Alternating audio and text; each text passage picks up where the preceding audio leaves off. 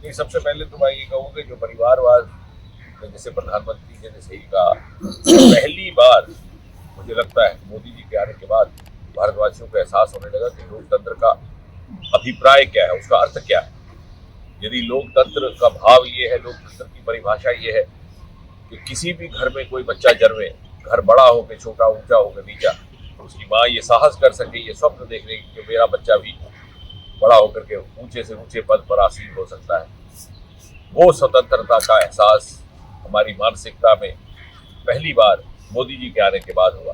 वरना हम वंशवाद के आड़ में, वंशवाद के पर्दे में पनप रहे उस पुष्ट दर पुष्ट राज को ही लोकतंत्र समझ बैठे थे।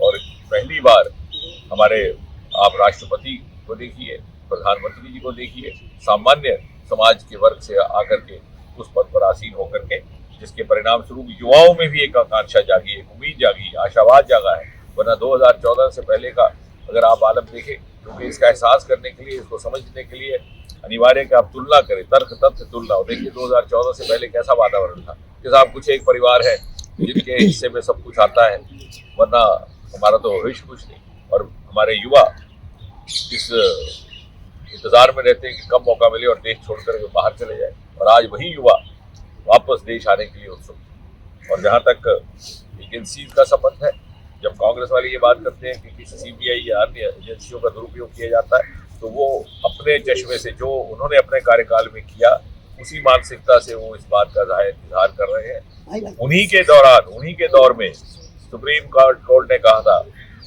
पिजन इन केज, ये एक एक परिंदा है जिसको बांध के रखा गया है पिंजरे में। ये यूपीए सरकार के लिए कहा गया, एनडीए सरकार के लिए नहीं कहा गया। और आज भी 10 वर्ष बीत जाने के बाद जितने भी घोटाले आ रहे हैं, पिछली सरकारों के मंत्रियों के खिलाफ आ रहे हैं।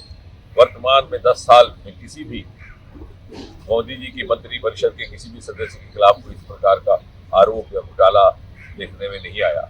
और साथ ही साथ ये भी स्पष्ट कर दिया जाए कि लोकतंत्र के श्रेष्ठ मूल्यों का पालन करते हुए मोदी जी की सरकार और मोदी जी इन संवैधानिक संस्थाओं के कामकाज में दखल नहीं देते।